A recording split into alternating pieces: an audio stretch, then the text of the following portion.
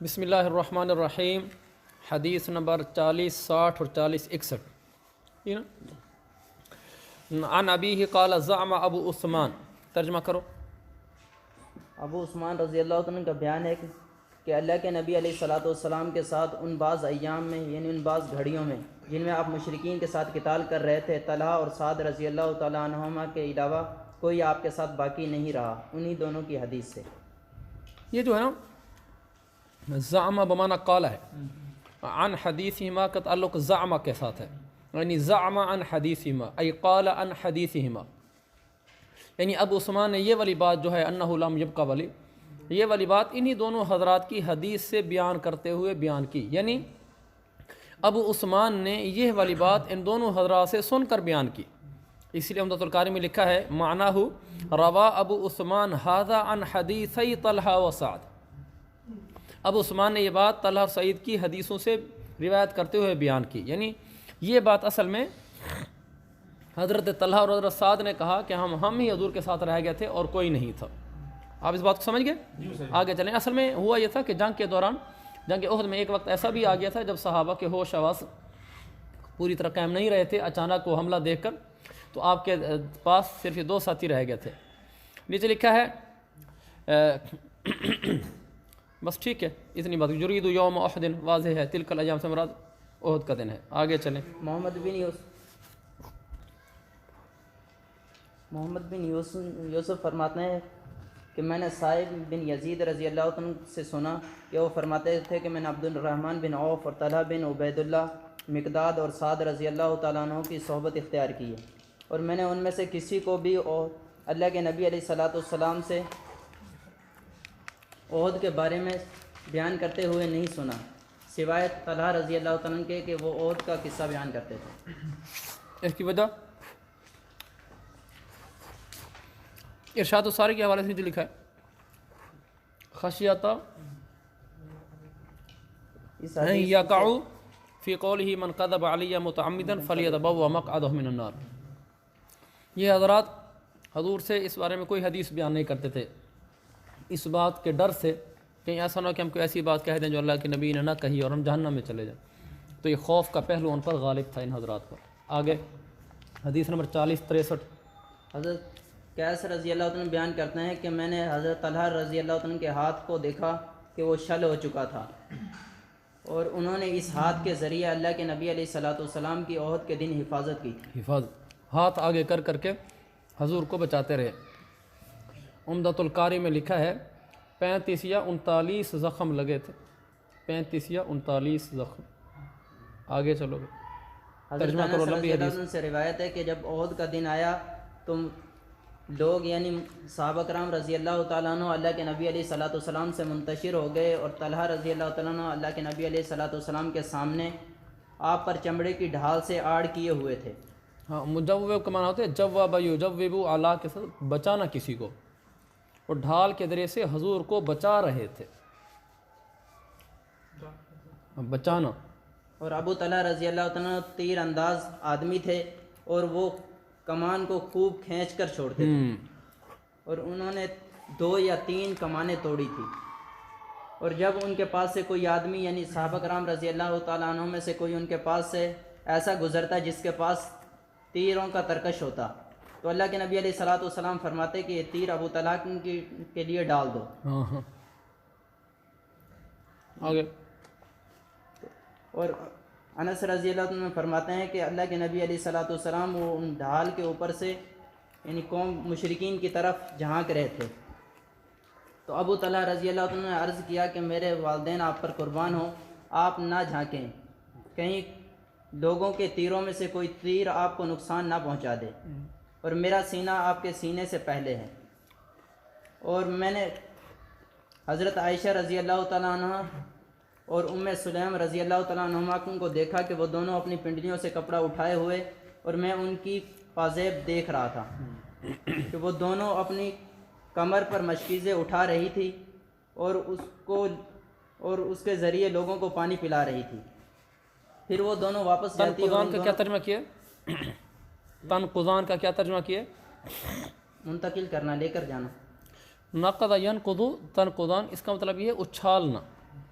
لفظی ترجمہ یہ ہے کہ وہ اپنی پیٹھوں پر پانی کے مشکیزوں کو اچھالتی جا رہی تھی.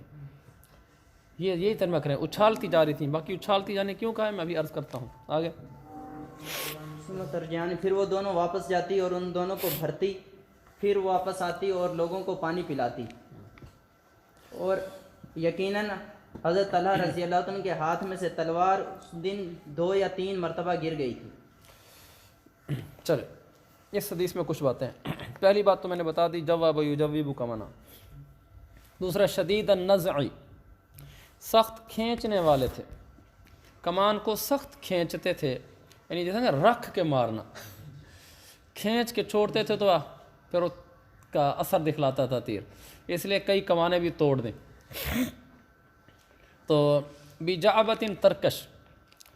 اور آگے کہا حضور علیہ السلام ایسے اوپر سر اٹھا اٹھا کر دیکھتے تھے لوگوں کو. ابو طلحہ صحابہ دل سے عشق کرتے تھے، یا رسول اللہ میرے ماں باپ پہ قربان، آپ ایسا نہ کریں، ایسا نہ آپ کو کوئی تیر لگ جائے. خود سینے لیے پھر رہے ہیں، یا رسول اللہ آپ کو نہ کوئی تیر لگ جائے. ہائے ہائے، ہمارا سلام عظمت ہو صحابہ تمہیں.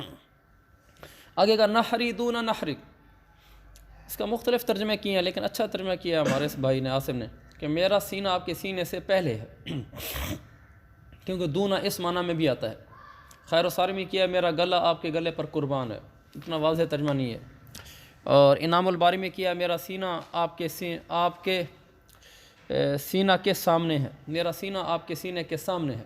یہ تقریباً ٹھیک بنتا ہے، میرا سینہ آپ کے سینے سے پہلے ہے. نیچے حاشیے والے نے بھی لکھا ہے اس کی صورت یہ تھی کہ وہ اس طرح کھڑے تھے حضور علیہ السلام کے آگے کہ پہلے ان کا سینہ آتا تھا، پیچھے حضور کا سینہ آتا تھا، یعنی حضور کے سینے کے آگے کھڑے ہو گئے تھے کہ اگر کوئی تیر آئے گا تو پہلے مجھے لگے گا، ہمارے سینے زخمی ہوں گے، ہمیں لوگ روند کر قتل کر کر ہماری لاشوں سے گزر کے یا رسول اللہ تک پہنچیں گے، ایسے نہیں پہنچ سکتے. آگے کہتے ہیں میں نے حضرت عائشہ کو دیکھا، حضرت ام سلیم کو دیکھا، انہوں نے پنڈلی سے کپڑا اٹھایا ہوا تھا اور میں ان کی پنڈلیوں کے پازیبیں دیکھ رہا تھا. اس کا واحد ہے خدمت اور اس کی یہ جمع ہے خدم. پنڈلی کی پازیبیں جو زیور پہنتے ہیں نا پنڈلی کے اوپر، وہ میں دیکھ رہا تھا. یہاں ایک اشکال پیدا ہوتا ہے کہ نامحرم عورت کی پنڈلی دیکھ رہے تھے. ہر جگہ میں نے دیکھا مول صاحب، ہر جگہ دیکھا. آپ شاید ایک جگہ بھی ایسے نہیں دیکھیں گے جہاں حدیث میں آیا نا کسی غیر محرم مرد نے کسی غیر محرم عورت کو دیکھا ہے. پیچھے بھی کئی جگہ میں پڑھا چکا ہوں.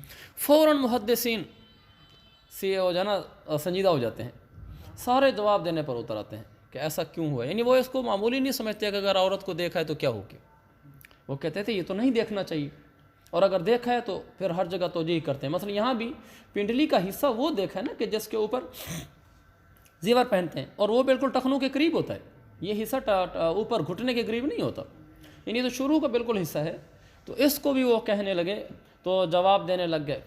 علامہ قسطلانی نے لکھا محمول علی نظر الفجعتی، یا یہ اچانک نظر پڑ گئی تھی، اس کا مطلب یہ ہے میں نے دیکھا، یا یہ ہے کہ یہ خود اس وقت دیکھنے والے بچے تھے، ابھی نابالغ تھے. مطلب کوئی نہ کوئی توجہ انہوں نے پیش کی ہے. خیر سارے نے لکھا کہ یہ نزول حجاب سے پہلے کا واقعہ ہے.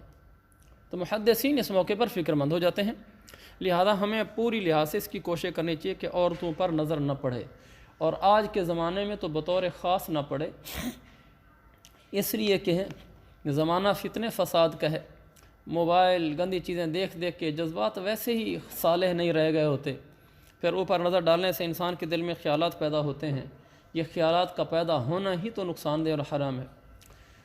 میلی نگاہ سے دیکھنا، شہوت کی نظر سے دیکھنا، بری نظر سے دیکھنا جائز نہیں ہے. اور بعض کے نزدیک عورت کے چہرے کو بشرطے کہ صرف چہرے کی ٹکیا کھلی ہو، باقی سر گلا گردن کچھ نظر نہ آ رہا ہو، بعض کے نزدیک جائز ہے. جن کے نزدیک جائز ہے ان کے نزدیک یہ شرط ہے کہ دل میں میل نہ آئے، دل میں خیالات نہ پیدا ہو، شہوت کی نظر نہ ہو. شہوت کی نظر کی کیا تعریف ہے؟ شہوت کی نظر کی تعریف یہ ہے کہ اس عورت کو چمٹنے کو دل کرے، اس کو ہاتھ لگانے کو دل کرے، اس کے قریب جانے کو دل کرے. یہ سب شہوت کی نظریں. ضروری نہیں ہے کہ آدمی اس کے لیے فعل بد پر اتر آئے.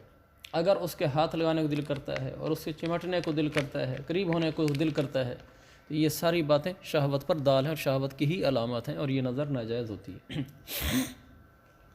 اگلے تنقضان القربہ، اپنی